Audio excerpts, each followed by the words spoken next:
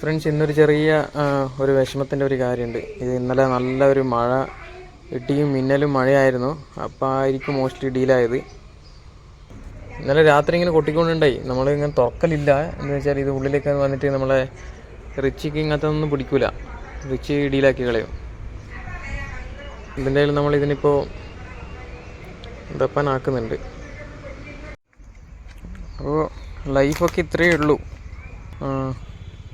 ഏത് സമയത്ത് എന്താവും എന്നുള്ളതൊന്നും പറയാൻ പറ്റില്ല.